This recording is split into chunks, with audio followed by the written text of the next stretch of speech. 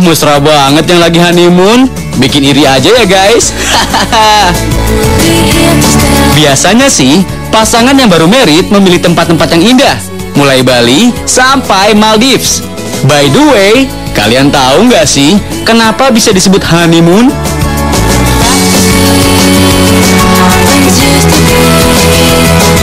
Pergi berduaan jauh-jauh. Kadang-kadang yang banyak duit sih bisa sebulan baru pulang. Bulan itu berada di malam hari yang indah, madu itu manis. Jadi perpaduannya itu adalah bulan yang manis. Bukan, malam-malam yang indah dengan hal yang manis gitu. Hani sayang, Mun bulan, berarti sayang sama bulan.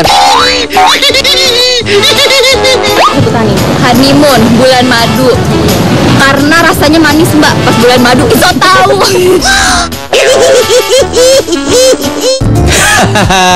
Ternyata nggak pada tahu nih asal istilah honeymoon. Sejarah kata honeymoon berasal dari masa Babylon sekitar 4000 tahun yang lalu guys.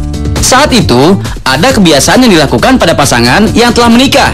Setelah menikah, pihak perempuan harus menyiapkan madu untuk suaminya selama sebulan. Pada awalnya istilah bulan madu memang sangat harfiah. Jadi bulan-bulan pertama ketika satu keluarga menyiapkan makanan, dalam hal ini madu, untuk si pengantin laki-laki. Mengapa? Karena si pengantin laki-laki harus fit, harus sehat, dan yang menyiapkan itu keluarga istri gitu.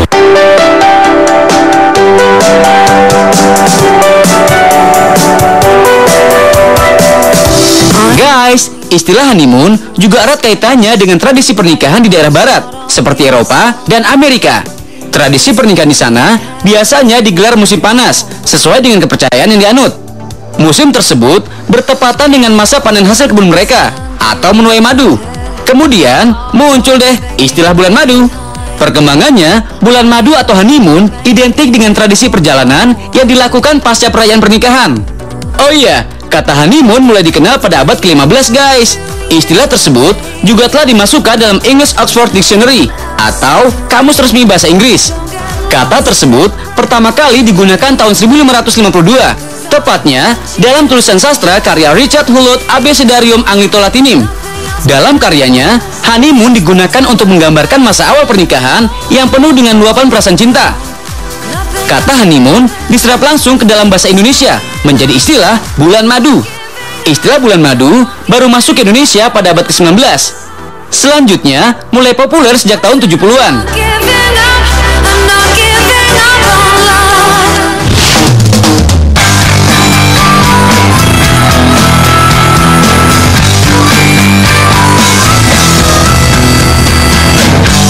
Eits, udah cukup deh mesra-mesraan berbulan madu. Kasian nih yang masih jomblo. Istilah jomblo emang udah akrab banget di telinga kita ya guys.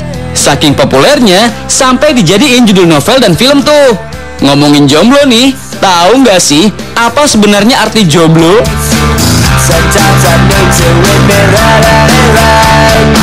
Kalau kayak kita nih laki-laki nih, udah ganteng, udah bagus, udah cakep, tapi nggak dapat aja pacar, tuh jomblo. Iya deh, Om Jojon emang paling ganteng. Tapi bukan itu tuh jawabannya Om. Jomblo itu setahu saya adalah nggak punya pacar. Ya, jomblo jelas nggak punya pacar. Artinya kepanjangannya ya nggak tahu. Orang galau yang nggak punya pacar. Nggak tahu mbak, saya bukan jomblo. Saya jadi nggak perlu. Oh, bukan jomblo ya Mbak. Mending kita dengar langsung penjelasannya yuk. Jadi kalau jomblo itu saya cek di beberapa kamus, dan di Kamus Besar Bahasa Indonesia jomblo dengan B itu tidak ada. Yang ada itu jomlo, semacam perawan tua atau gadis tua yang belum menikah. Jangan salah lagi ya guys. Berdasarkan Kamus Besar Bahasa Indonesia, kata yang benar adalah jomblo. Artinya gadis tua yang belum menikah. Kata jomblo merupakan serapan bahasa Sunda tuh. Penambahan huruf B dari jomblo menjadi jomblo disebabkan karena peleburan bunyi dalam pelafalan antara huruf M dan L. Awalnya, kata jomblo tabu dan terkesan tidak sopan diucapkan nih guys. Soalnya, istilah tersebut dikhususkan untuk menyebut perempuan yang belum menikah dan sama sekali tidak pernah memiliki pasangan hidup. Sejak sekitar tahun 70-an, kata jomblo udah lebih populer dan mengalami pergeseran makna ya guys. Kata jomblo sering diidentikan dengan orang yang belum punya pasangan, alias single. Bisa juga sih untuk menyebut yang habis putus cinta ya guys.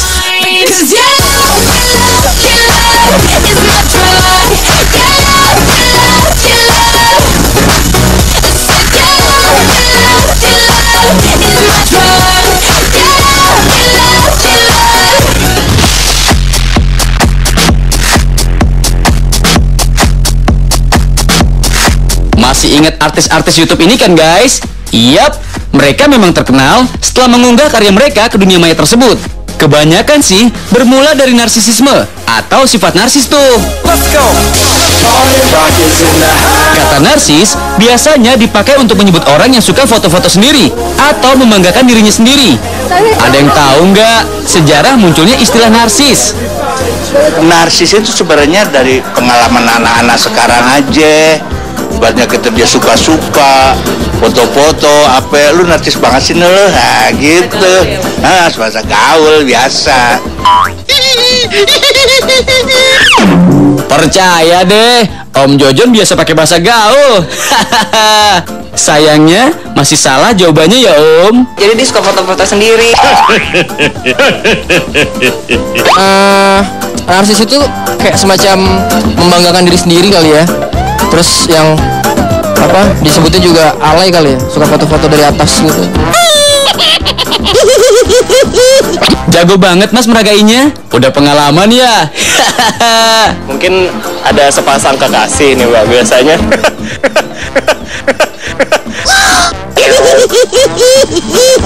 Daripada makin ngaco, kita kasih langsung deh penjelasannya. Narsis berasal dari kata narsisisme yang berarti perasaan cinta terhadap diri sendiri. Istilah narsisisme pertama kali digunakan oleh Sigmund Freud. Freud merujuk pada tokoh mitologi Yunani, Narcissus atau Narkissos. Diambil dari nama seorang laki-laki yang pada saat itu disukai oleh seorang dewi. Nama laki-laki itu Narcissus dari legenda Yunani ya. Sebagai laki-laki dia termasuk laki-laki yang tampan. Nah, tapi dia punya kebiasaan, mungkin bisa dikatakan kebiasaan buruk, yaitu dia terlalu mencintai dirinya sendiri. Udah tahu kan sekarang? Narcissus adalah nama seorang lelaki dari legenda Yunani. Narcissus dikutuk karena terlalu mencintai dirinya sendiri. Ia menghabiskan hidupnya untuk mengagumi dirinya sendiri di sebuah kolam, sampai dia menjulurkan tangannya ke dalam kolam tersebut, lalu tewas tenggelam guys. Tragis ya guys. Di kolam tersebut tumbuh sebuah tanaman bunga berjenis lili. Bunga tersebut lalu disebut bunga narsisus atau Narcissus pseudonarcissus. Bunga narsisus atau daffodil merupakan tumbuhan yang hidup di daerah beriklim subtropis seperti Eropa dan Afrika Utara. Balik lagi tentang sifat narsis ya guys. Sifat narsis dipercaya oleh para psikolog telah dimiliki seseorang sejak mereka lahir. Seseorang yang memiliki sifat narsis biasanya memiliki rasa percaya diri yang sangat kuat. Guys, narsisisme berlebihan dapat berubah menjadi gejala kelainan kepribadian. Mereka hanya memandang dirinya yang paling hebat dibandingkan orang lain. Biasanya sih, narsisisme berhubungan dengan kebutuhan terhadap eksistensi diri ya guys. Makin tinggi sifat narsis, maka semakin tinggi kebutuhan akan eksistensi. Salah satu contohnya, ya dengan mengunggah video pribadi ke situs sosial kayak gini nih. Ayo, siapa yang punya kebiasaan begitu? Jangan sampai berlebihan ya guys.